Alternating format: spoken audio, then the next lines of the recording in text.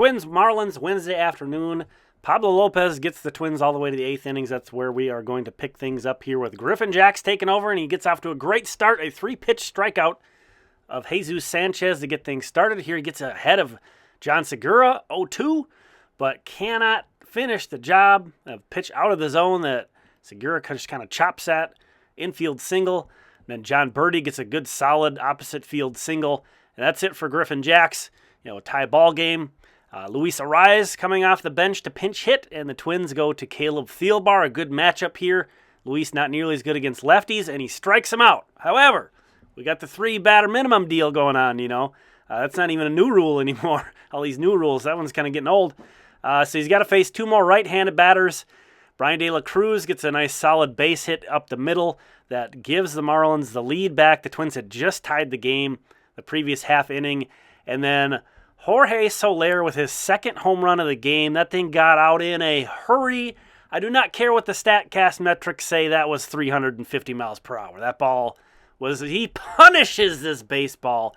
That was basically the game right there. So the Twins lose 5-2 to the Marlins. They drop to 4-2 on the season. Obviously, the big takeaway on the Twins side is how good Pablo Lopez pitched in this one. 7 innings, 3 hits, 1 run, which was on another Jorge Soler homer, which we're not going to show. 1 walk, 9 strikeouts, 88 pitches to get through 7 innings. He pitched tremendous. We're going to take a look at some of his baseball savant numbers here. Topped out at 97 miles per hour. I mean, the extra velo alone is enough to kind of make me feel like Pablo's a different pitcher this year. But then to really blow that out of the water, his new slider is not just a weapon that he has to show. That was his primary pitch in this game. That was the pitch he threw more than any other pitch, was that sweeper slider that's brand new that he hadn't been throwing prior to this season. So this is a totally different dude, and, he's pitching fantastic. So you got to like this new look Pablo Lopez. I imagine as time goes on, the league might catch up to this new pitch mix that he has. But this guy was already a pretty darn good pitcher, and to throw this into the mix, he added velocity, and in addition to a pitch that really has been the missing piece for him his whole major league career. And again, it's not like that's kept him from being a very solid pitcher. He just looks like he's ready to go over the top, and you don't want to overreact to anything. Too small sample sizes here. Again, I'm sure people are going to kind of start to identify that better as it gets more, as guys see it, as it becomes more on video. But just a tremendous outing from Pablo Lopez. We're going to stick with the pitching side for a moment. We took a look at that 8th inning. That was really, again, what the game came down to. This bullpen, as much talk about the rotation, and the rotation's been amazing. This bullpen has been lights out too up to this point. It's not that I don't trust Griffin Jax or Caleb Thielbar. I really like both of those guys. Obviously they are a bit behind Jorge Lopez and Joan Duran. And if there's anything that I'm starting to get a little nervous about, it's that we haven't seen Joan Duran since opening day. He had slept funny, I think I was on Friday, and so he wasn't available in that game. We really haven't heard any updates since then, so I've kind of figured all is well. But this just seemed like a good situation to put one of, if not both of those guys into this game, because you have an off day tomorrow.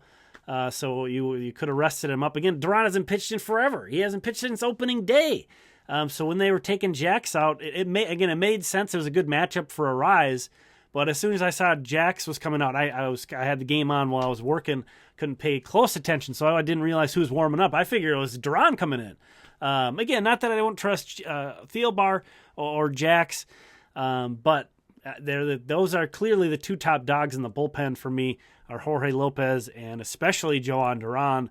Hopefully Duran is fine. You'd figure if there was something more serious going on, they would have put him on the IL and called somebody up. But yeah, that really scratches my head as to just the perfect situation to put him in to keep that a tie ball game. And he's just so fresh, and he had an off day tomorrow. So that was kind of a head scratcher to me in this one. On the offensive side, Trevor Larnach had the only RBI. It was another frustrating game. And I know some of you guys, well, yeah, you said this yesterday. Faced a really good pitcher. I think Jesus Luzardo really hasn't established himself to where he's a kind of a name guy like Sandy Alcantara is, the defending NL Cy Young. Yes, of course, that's what it was. I talked about that yesterday, how, the Twins ran into just a great pitcher.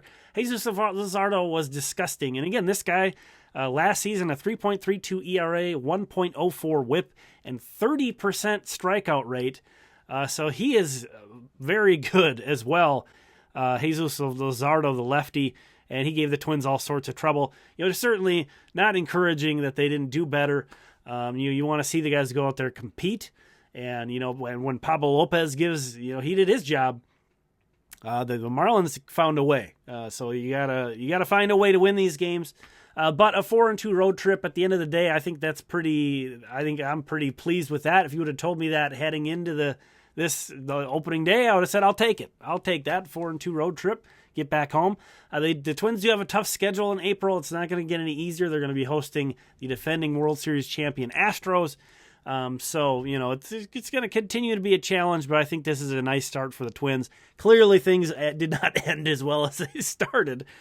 Starting 4-0, capped off with that 11-1 victory, and then you kind of have a couple games where the lineup looks flat. The lineup gets just kind of pushed around by a couple really good pitchers.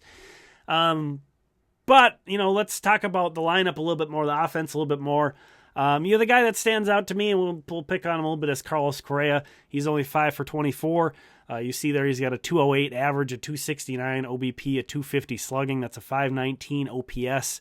Not worried at all, but, he's certainly, I think, an easy guy to point at and say why the lineup is off to a slower start.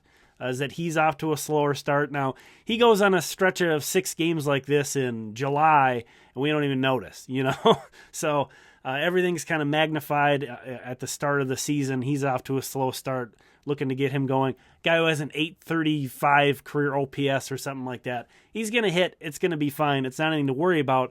But certainly if we're trying to diagnose, why aren't the Twins clicking a little bit better, I think Carlos Correa is a pretty easy guy to point to there.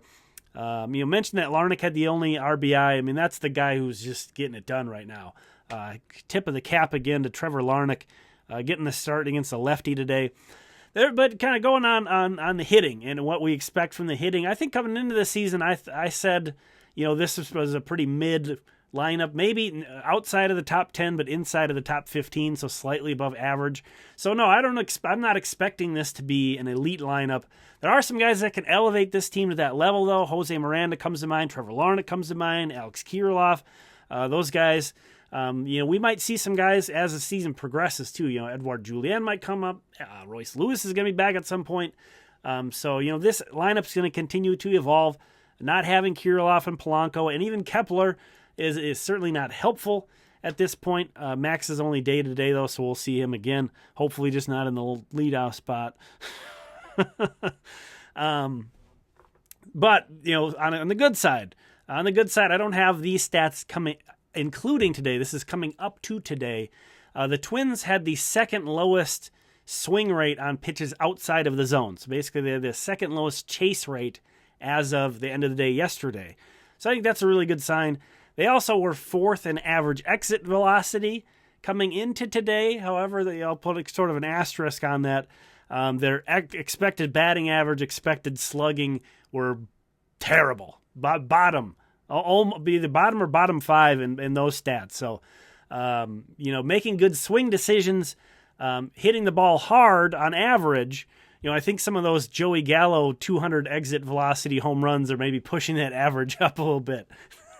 I might be a little uncalibrated on my exit velos. Okay, I'll admit it. I may be inflating some of these, but gosh, the power guys like Gallo and like Soler, the ball just explodes off their bats. The lineup definitely is. You'd like to see him doing better. Again, I don't think this is going to be an elite lineup. So anybody that was expecting that, I think you shouldn't be. But anybody who's like, oh, this is going to be a garbage lineup, we're screwed, I think you're overreacting to a couple games against a couple really good pitchers. To be honest, we'll see. That's the fun part. we get to do this almost every day. We get to do this almost every day for 6 months, and things will unfold as we watch them, and we'll all kind of watch it unfold together. Oh, and I should mention the Saints, once again, this is on repeat. The Saints were supposed to have their opener today, their home opener today, got postponed. They're going to try to play tomorrow afternoon. The Twins were originally supposed to have their opener tomorrow, and it got pushed back. Fingers crossed that the Saints can play this tomorrow afternoon.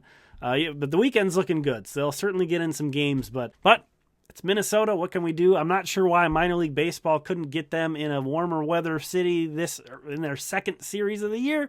But hey, I'm not the schedule guy. I'm not the schedule guy. Nothing we can do about it.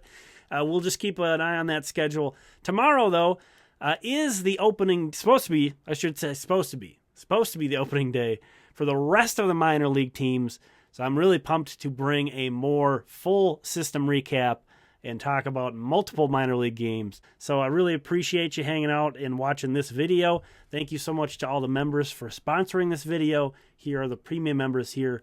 We'll talk again soon.